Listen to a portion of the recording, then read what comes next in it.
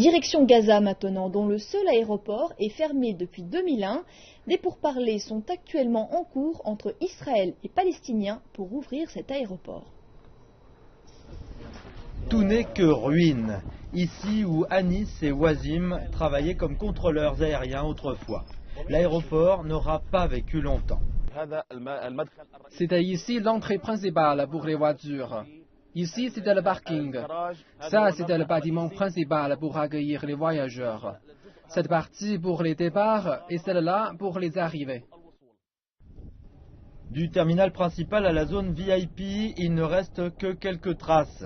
Inauguré symboliquement en 1998 par Bill Clinton et Yasser Arafat durant des négociations de paix, l'aéroport constituait un pas en avant dans la souveraineté palestinienne.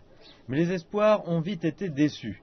Israël a bombardé la tour radar en 2001 durant la seconde intifada. Il est fermé depuis lors. Quand vous voyez ce bâtiment et que vous voyez les ruines de l'aéroport international Yasser Arafat, ça vous fait monter les larmes aux yeux. Ça fait mal de perdre quelque chose comme ça. Je me souviens qu'il y avait de l'herbe et des jardins, des roses et des choses très belles. Les fenêtres de mon bureau étaient ici. L'aéroport est la cible régulière de l'aviation israélienne. La dernière offensive n'a pas fait exception. Ces 50 jours de combat se sont terminés avec un accord de cessez-le-feu entre Israël et les Palestiniens. De nouveaux pourparlers bilatéraux devraient maintenant avoir lieu au Caire et l'aéroport fait partie des exigences importantes. Israël, les forces d'occupation ont besoin de nous laisser importer des matériaux pour reconstruire l'aéroport, jusqu'à ce que celui-ci soit entièrement reconstruit comme il était avant les attaques.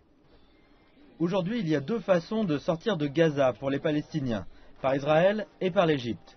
Or, depuis le blocus de 2006, les habitants font face à de graves restrictions concernant leurs allées et venues par ces deux passages. Selon l'ONU, l'ouverture de l'aéroport permettrait une plus grande mobilité et serait également bonne pour l'économie.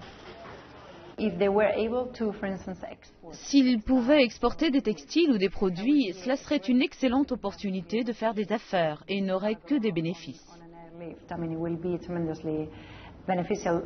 L'aéroport est aujourd'hui à la merci des jeunes hommes qui recherchent des pièces de métal à revendre. Les passagers ne reviendront pas tant qu'il n'y aura pas d'accord avec Israël.